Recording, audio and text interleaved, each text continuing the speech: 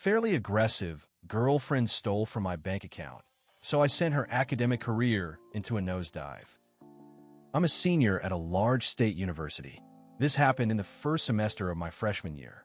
I was selected for an honors-type program that placed me in a co-ed dorm building with every other student in the program. As a dumb freshman, I rushed into a relationship with a freshman girl who lived right above me. We'll call her Megan. It was convenient for me to date someone who lived so close, but everyone else in our building hated Megan because she talked a lot and almost exclusively about herself. She bragged often about being a fairly aggressive person, but somehow I overlooked that mile-wide red flag. Right after Thanksgiving break, at the end of an evening class, I got a call from my mom, who noticed some unusual activity on my checking account. Back then, I had no credit card, so this account/debit card was my only access to my savings while I lived on campus. I rarely needed to buy anything during the semester, so I was puzzled to find that $104.29 had left my bank account over 2 weeks in the form of 6 Grubhub food orders. At this point, I trusted Megan, but I decided to ask her about the money right away. She denied any involvement and suggested that I cancel my debit card. After a really long phone call to the bank, I did just that. Next, I reached out to Grubhub customer service on Twitter. Hey, my card was stolen and used for food orders on these dates. Can I have the receipts? They sent me the first and last receipts, but they had to redact the personal info of the account holder. I say redact in quotes because they just used the Snapchat draw tool, and Megan's name was still clearly visible on both receipts. What's more, the most recent receipt was only 2 hours old. She was probably still eating when I chopped up my debit card.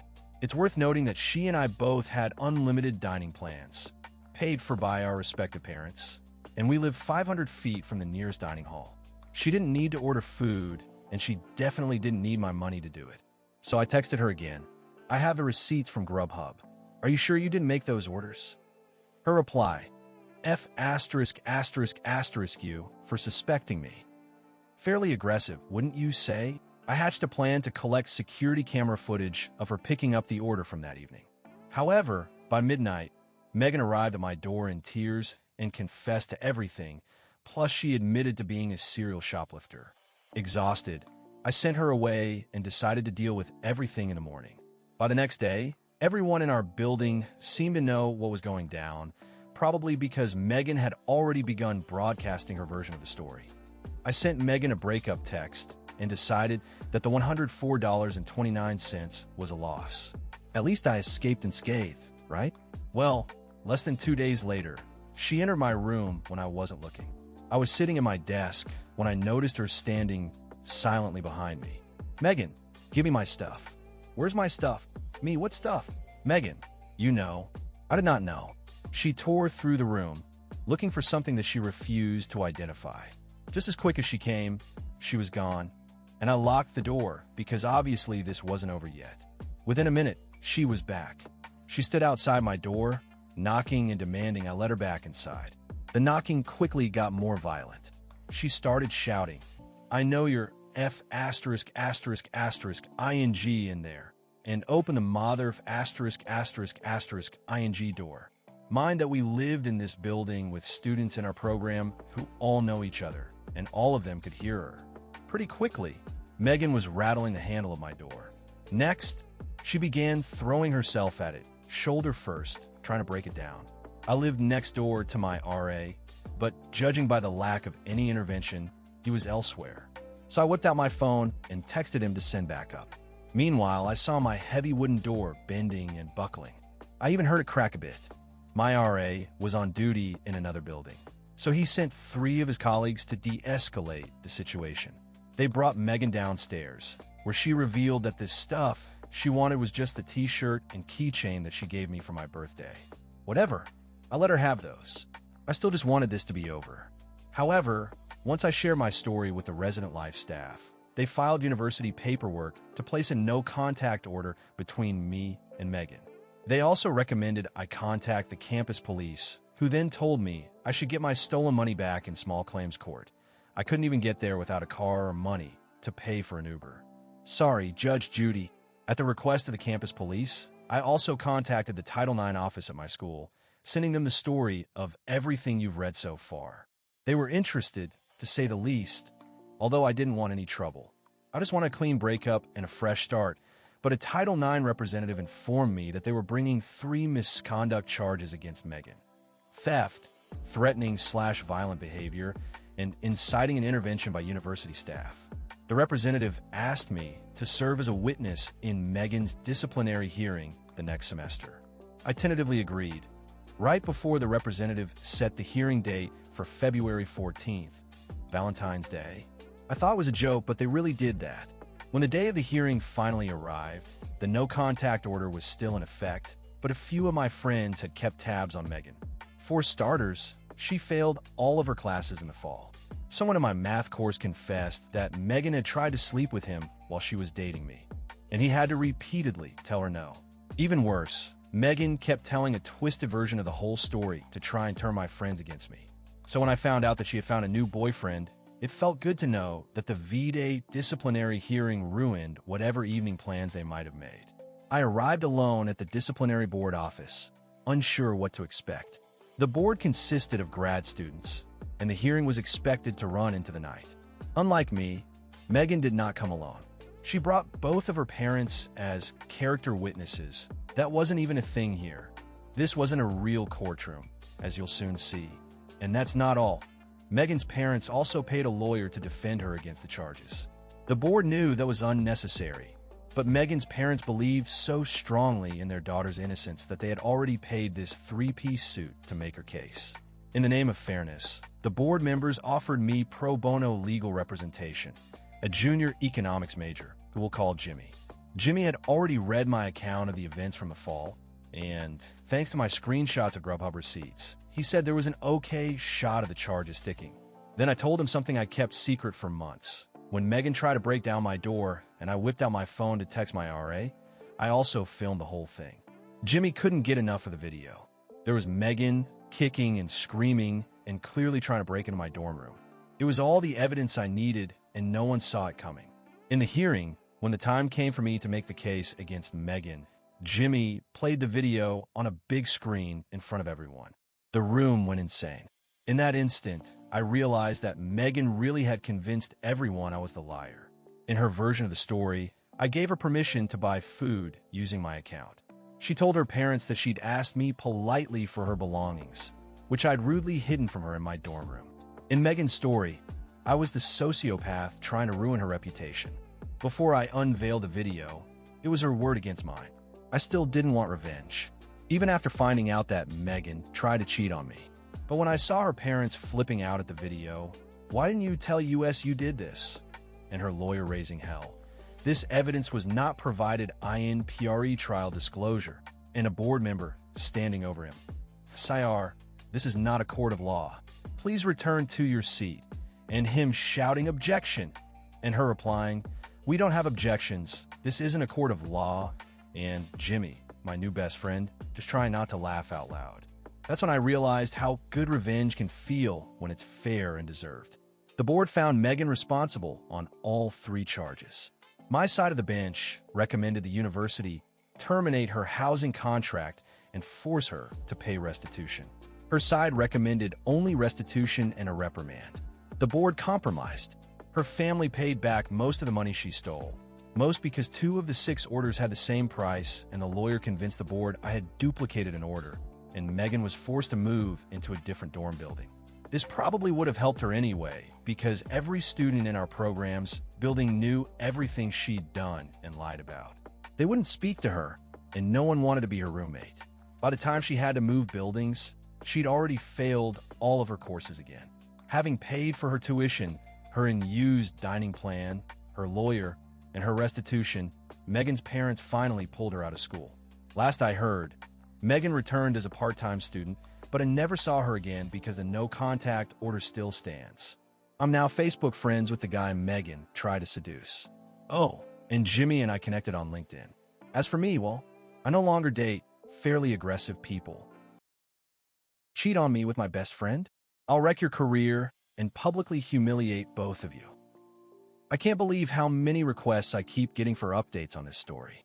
It's been 4 years, and I still get DMs and comments almost every day asking for updates.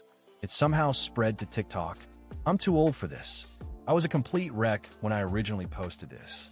When I reread it now, I'm just so glad I'm not that guy anymore. That guy was a mess. I posted an update 5 or 6 months ago. Really, the only update since then is that things with the girlfriend I mentioned have gone from "this is fun" to "wait a minute" to "oh, this is actually a real thing." I'm pretty much okay. As okay as anyone is these days. So, this post apparently is what triggered the pro-revenge riots of 2019 over the excessive use of acronyms to represent people in the story. Sorry about that. I have reformatted the story with fake names in place of acronyms. Also, at the end of the post, I've added answers to a few questions that came up repeatedly in the comments. Shithead and Sarah have been like family to my wife and me for several years, practically ever since we moved in across the street from them. The four of us were extremely tight. Our kids are the same age as theirs and are all good friends. We were one big family unit.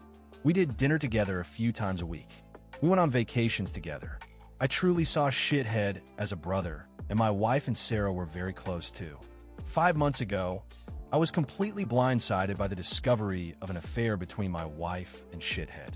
My wife had left her email open on her computer, and I saw an email from her to her longtime therapist saying that Shithead would be joining her at an upcoming session again. My mind started racing. Why in the world would Shithead be going to her therapy sessions without my knowledge? I did a search and found some other emails too, and from the therapist proving that Shithead had been going to sessions together with her for about 6 weeks. I checked our mobile phone account and discovered that, since late summer, they had been exchanging hundreds of texts every day, peaking at nearly 500 a day by the holidays. Speaking of the holidays, my wife and I hosted both of our families for both Thanksgiving and Christmas dinner, and Shithead and Sarah joined us either for dinner or after dinner on both holidays. Text records showed that the entire time they were at our house celebrating with our families, my wife and Shithead were texting each other across the room. They were doing that pretty much every time the four of us hung out for months. But what bothers me the most is that they were doing it with Sarah and me right there. I confronted my wife with the evidence, and she admitted that yes, she and Shithead had fallen in love. It just happened. I don't know how, but I love him, and I just don't feel anything for you anymore. I'm sorry. They had gone on a school district trip together. Something had happened in her hotel room, and things had moved quickly from there. She explained as I lay face down on the couch, unable to look at her, that they had already made plans to move out and divorce me and Sarah. And while they didn't plan to move in together immediately because of the kids, they'd probably do so eventually. The meetings with the therapist were supposedly mostly for the purpose of finding a way to break this to me and Sarah as gently as possible because they were so very concerned for our well-being. My wife moved out 2 months ago. I was and still am utterly destroyed. I cry every day. I cried writing the first few paragraphs of this story just now. I worry nonstop about the impact on our kids. But I'm also not exactly a shrinking violet when I feel that I've been wronged. And in this case, I was objectively very wronged. A couple of years ago, Shithead ran for a Board of Education seat as a pretty extreme underdog. I helped him with his campaign materials and debate prep, and my wife, a well-known school district employee, got the word out as best she could. Much to our surprise, he actually won by just a few dozen votes. Being on the board became the center of Shithead's world. He joined every committee that he could. This turned into the foundation of his affair with my wife, as they were constantly going to school events and meetings together on evenings and weekends. Once I discovered the affair, my thoughts turned pretty quickly to revenge, and it occurred to me that an extramarital affair between a member of the Board of Education and an employee of the school district was at least bad politics and possibly violated district policy.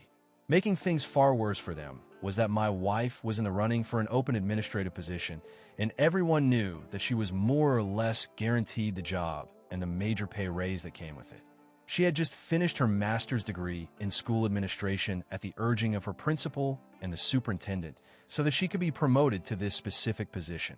I had plenty of evidence of the affair, texts from both of them admitting to it, text records showing that they were texting hundreds of times a day, emails to and from the therapist, etc. I considered simply emailing all of the evidence to the board and the superintendent, but felt like I, as the grieving, betrayed spouse, might not be seen as a credible source. So instead, I invented a fictitious, furious friend who was planning on showing up to the next board meeting and publicly shaming the two of them for their affair. I told my wife that I'd try to talk this person down, but couldn't guarantee that they wouldn't show up and humiliate them publicly. As I expected, this led Shithead to conclude that the only option was for him to preemptively admit the affair to the board. The superintendent subsequently recommended that Shithead resign, which he did. Sarah said that he was utterly humiliated and crushed and barely got out of bed for a few days afterward. Once word of the affair and Shithead's resignation started getting around, the superintendent contacted my wife and tearfully informed her that it was no longer politically appropriate for her to be promoted to an administrative position within the district. The position that had been lined up for her was later filled by an outside candidate. This sent waves of confusion and rumor throughout the district, as it was pretty well known that my wife was getting the job. The day after she was informed that she wasn't getting the promotion, my wife and I, despite our crumbling marriage, took our son out to breakfast together on his birthday, and a parent stopped by our table to congratulate her on her new role. She said thanks, then excused herself to go cry in the bathroom for a while. I let the dust settle for a couple of weeks, and then, right before my wife moved out, let them in on my little secret. There was never a furious friend threatening to expose them in the first place. Just me. Word of all of this has gotten around our fairly small town, which Shithead grew up in and my wife has worked in for nearly 20 years. My wife refuses to talk to me about how things are at work now, but I've heard from some people I know in the district that her formerly spotless reputation has taken a major hit. Shithead, formerly a gregarious social presence in our neighborhood and at events and pubs in town, has completely gone underground and barely emerges to mow his lawn. He's moving out soon to a little townhouse, which is all he can afford due to all the child support he's going to have to pay his wife. My wife and Shithead claim that they plan on trying to make things work together, despite all the public humiliation. I wish them lots of luck with that. I'm sure it'll be a lot of fun to show their faces together in town. No, we're friends. We've been incredibly important to each other since this all started and have certainly gotten a lot closer, but not in the way everyone's thinking. This would all be so much harder to deal with if I didn't have her to lean on, and she says she feels the same way about me. We're going through basically the exact same situation with the same players. After all, Shithead hasn't moved out yet. Once he does, we plan to go back to getting the kids together more often like they used to. It'll never be the same, of course. She already does come over with the kids from time to time, but it's just tough with Shithead's constant presence across the street. Not really. Shithead has a day job. The Board of Education was his hobby and his passion, but this didn't affect his income at all. And my wife has been assured that if she wants to pursue an administrative position with another district, she'll have glowing letters of recommendation from her superintendent and principal. It'll mean giving up a lot of work relationships in the process, but given the hit her reputation has taken, I'm guessing she makes that jump sooner rather than later. In the meantime, not moving to an administrative job means that she still has summers off with the kids. We're working our way through divorce mediation, but it isn't final yet. We'll be soon. Well, I did. It was really starting to piss me off. It was excessive. She has a big social circle and does tend to text a lot anyway, but it was really getting over the top to the point where she was completely ignoring me and the kids. At one point in November, I asked her to agree to a no phones at the dinner table rule, which she agreed to reluctantly, but then would pout through dinner, and eventually she just started using her phone during dinner again. All that said, I was blind. Not only was the texting getting weird, but her relationship with Shithead was starting to make me uncomfortable. Sarah noticed it too and agreed. We confronted them a couple of times about it directly, and they both swore up and down that it was just school stuff that they were talking about. There was nothing else going on. And for whatever reason, we believe them, probably because the mind tends to refuse to see things that it doesn't want to see. Thanks, by the way, for all of the support in the comments. I couldn't reply to everyone, but I did read them all, and I appreciate them. Even the brutally honest feedback from people who feel that I did the wrong thing. Posting this and reading all of the responses introduced me to perspectives I hadn't considered about all of this, and reminded me most of all that the anguish I'm dealing with is pretty normal given the situation I'm going through. I had a pretty okay Memorial Day weekend, even though I missed my wife and thought a lot about the things we'd probably be doing as a family. I'm taking my kids camping next weekend, and having something like that to look forward to and plan has me feeling pretty good today. Ex cheated on me and falsely accused me of rape, so I exposed her to everyone she knew. In late May 2016, I asked my crush Kate of 3 years out on a coffee date. 3 dates later, we made things official. For the next 7 months, our relationship felt too good to be true. We clicked on so many interests, so we hardly ever disagreed on anything.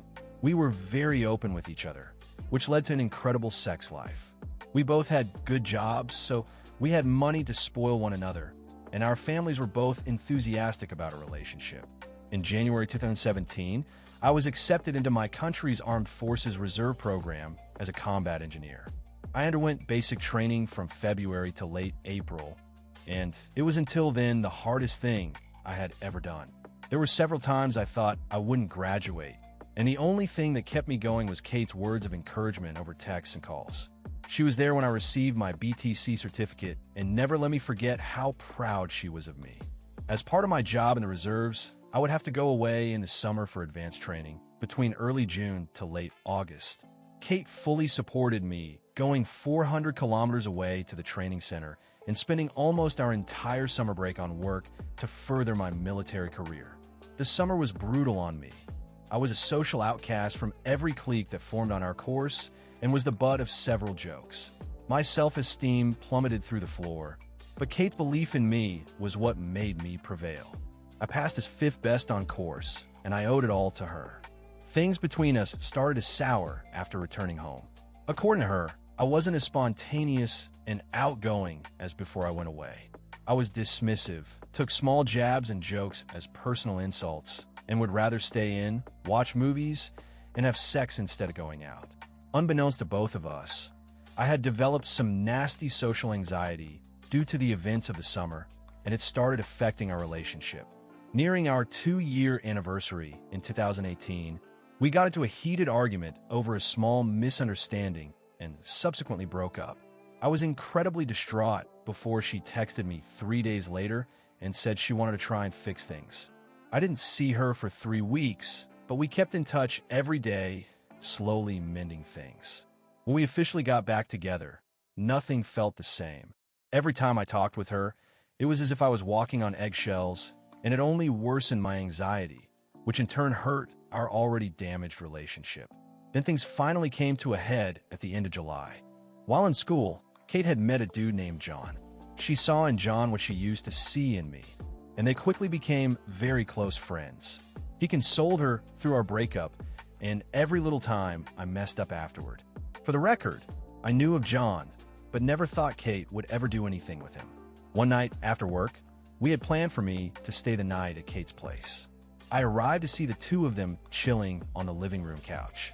Kate said that John had dropped by for a spontaneous visit, and he was just leaving. After John left, she became cold and distant. I slowly accepted that our relationship was dead and asked her how things were between us.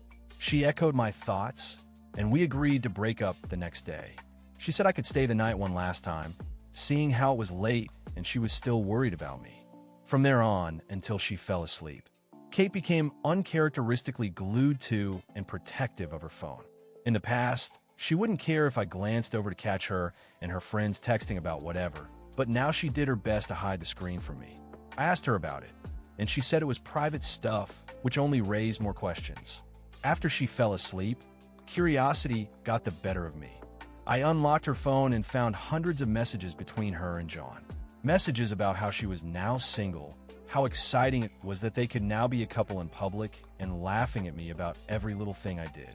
I quietly sobbed as I read through each hurtful text. My crying wasn't as quiet as I thought. Kate stirred, and once she realized what I was doing, she threw a fit. I couldn't find the anger or words to combat her, so I just grabbed my stuff and left, with Kate shouting and yelling at me the whole time. It was late in the morning when I got home. I just broke down and ugly cried all night.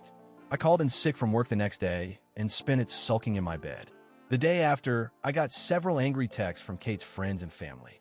In a bid to save her image and denounce anything I might say about her, she told anyone she knew that I had forced myself upon her that night in one last attempt to get some before we broke up and left after the deed was done. Though what I had done was scarring, she refused to press charges because she didn't want to make a circus of her life in court and was the bigger person by doing so. I spent the next few months in fear that her allegation would have me discharged from the army and my image forever tarnished, but nothing ever happened. 5 months afterward, Kate DM'd me. After pleasantries, she basically apologized for the whole thing and actually admitted to faking it, though she would never publicly admit it to save her own reputation. This angered me, but I kept cool. I screenshot the texts and continued talking with her. Over the next 3 months, she entered into a cycle of events as follows. Complain about a current life situation, usually about John screwing up in their relationship in one way or another, and asking for advice. Lamenting our relationship, how I never screwed up like John did, how she wished we could go back to the way things were. Ignoring me because John finally pulled his head out of his ass, did some huge romantic gesture, and saved their relationship. Going on a smear campaign on social media about our relationship, employing her friends for help, knowing in full that I would see it all, and trying to bait me into an argument. It would work. She would try to turn the argument around and paint me as the bad guy, and then block me for about a month before repeating the cycle. This happened 3 times like clockwork and always left me burnout and broken, but a part of me wanted it to happen. Each time it did, I took screenshots of every damning thing she said. I had a full SD card of everything I compiled before I finally decided it was time. Making several picture copies of the worst text messages I caught, I bought several manila envelopes and mailed them to everyone I thought would matter to Kate. Her parents, grandparents, extended family she was super close with, best friends, work boss, coworkers, teachers, whoever I could find a mailing address for. I made sure that anyone getting the envelope would know that the texts were between me and Kate and sent them off. Within 3 weeks, I got results. Some of the people who messaged me to shame and insult me before now apologize for their words. My favorite was from her parents, who went on to say that they were deeply sorry about their daughter's behavior, how they raised her to be better than how she acted, and to please not pursue any legal actions. I told them I'd think about it, and that they'd be the first to know besides Kate if I did. Kate sent me some texts as well, with things like, "How could you betray my trust like that?" Or "You ruined my life, you bastard." I didn't reply. I just read every angry text that flew in with a satisfied grin and then blocked her when they stopped.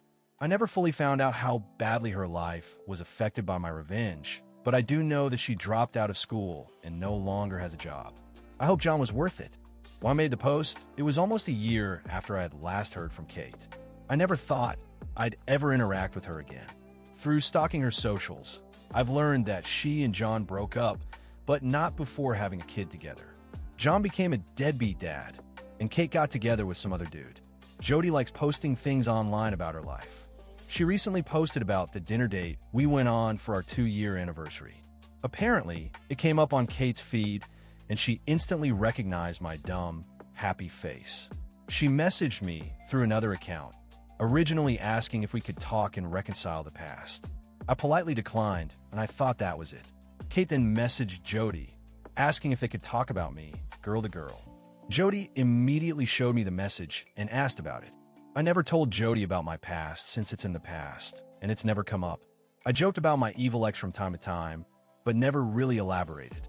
I sat Jody down and told her that Kate is that evil ex.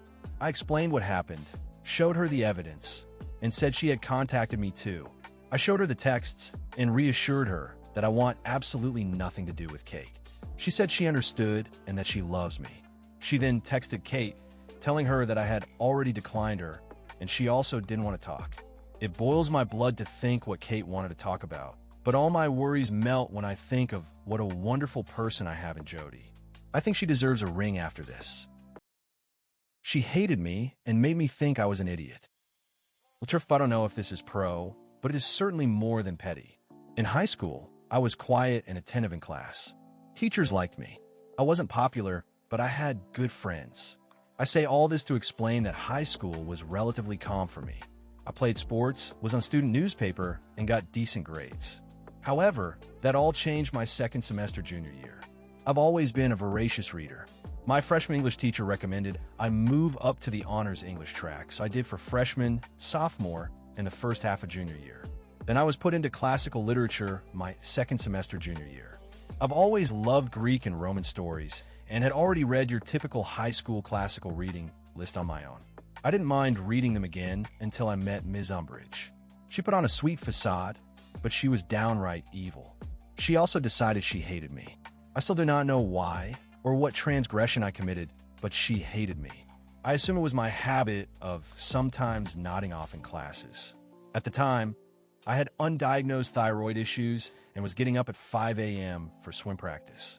I say sometimes because it happened maybe twice a month total between all 8 classes. I don't remember nodding off in her class, but it could have happened. Anyways, her class was 50% essays and written reports. The rest were random quizzes and a couple tests. I was on a student newspaper, and I was a decent writer. I wasn't worried about maintaining a B or up. We wrote our first paper, and I got a D. I was shocked. The only class I struggled in was chemistry, and still my lowest assignment grade was a C. After class, I asked Ms. Umbridge what I did wrong because her notes were minimal. She told me my assessment of the material was uninspired. Can you direct me to an example of an inspired assessment? Come back during study hall. Thinking she'd have some example materials for me to review, I got a pass to see her during study hall. Nope. She spent the full hour basically telling me I was an idiot. I remember leaving and crying because she didn't tell me anything constructive. My friend, the eventual valedictorian, offered to help me on my next paper. My friend and I spent hours on my next paper. She never got below an A on anything. I got another D. My friend was furious. She took it to her AP English teacher and asked him to review it. She said she was entering a writing competition and wanted advice. He said it was great. Her typical A+ work. My friend, quicker on the uptake, asked me for a copy of my original assignment. She asked her AP English teacher to look it over too, and he said she should enter the first one. This one was still good. He'd probably given an A-, but the other paper was better. My friend was convinced Ms. Umbridge was treating me unfairly for some reason, and she must not like me. My friend wanted me to tell my parents or my school counselor. A teacher didn't like me? That had never happened. Sure, they didn't all love me, but none had actively disliked me. I decided I'd try one more time, but this time get Ms. Umbridge to help me.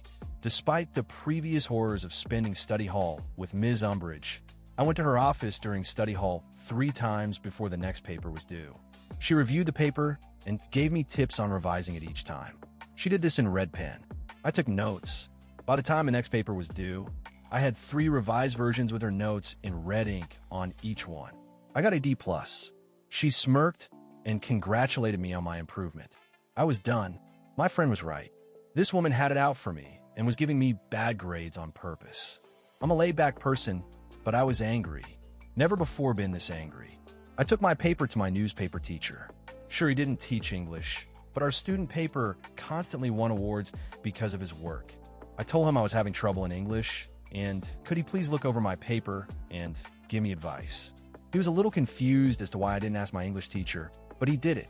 He also told me it was great, but gave me a few minor changes to make. I asked him if he thought it was a B or better. He said he'd give it an A, not 100%, but a solid A. I went to my friend, and we brainstormed. I couldn't request a drop/add. This wasn't college. You just don't switch classes at my high school unless the teacher recommends an honor placement. That's not true, said my friend. The football and basketball guys get moved to easier classes all the time to keep their grades up, so they're eligible for games. The athletics director was a friend of my dad, so I requested a meeting with him and my swim coach after school one day. I told them I was in danger of losing my eligibility to swim because I was pulling AD in a class. I wanted to move classes, but I knew I'd need approval from administration, which I wouldn't get without a good reason. They asked if I had requested help. I explained I'd asked for help from multiple people, but my grade wasn't improving. I didn't know what to do. They asked to see my papers. I sat while they read them. They both looked at me confused. Neither of them could understand how those papers were worth only a D. The student VP was brought in. He asked to help me. I explained my friend, and she had even asked her AP English teacher to look it over for advice. I had also asked my newspaper teacher to help me. The student VP asked if I had ever actually asked my teacher for help. I smiled and handed him the 3 revised versions of paper number 3 with Ms. Umbridge's red ink all over them. He frowned. AP English teacher and my newspaper teacher were pulled into the meeting. They were each asked to grade the papers. All 3 papers got an A or better. While this was going on, my dad was called in by the athletics director. My dad was angry. He demanded I be moved to another class and that Ms. Umbridge be put under review. Clearly, she wasn't grading students on their work, but on her own personal opinions. The school administration obviously bristled at the accusation that a teacher was treating students unfairly. A lot of arguing that I wasn't allowed to sit on occurred in the VP's office. I could hear plenty of yelling as 6 adult men argued over the appropriate next steps. It was decided that myself, my dad, the VP, and the athletics director would have a meeting with Ms. Umbridge. The following morning, before school, we all met. Ms. Umbridge seemed to think she was going to get to tell everyone why I was so stupid. The VP explained that if I maintained a D in her class, I would lose my extracurricular eligibility, and we were all meeting to discuss what to do.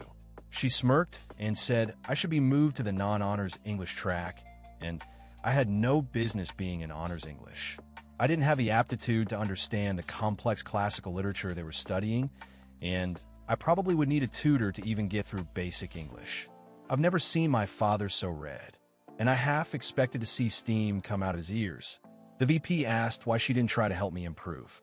She said it was up to students to put in the initiative to get better. The VP asked if that meant I had never asked her for help. She said I had not.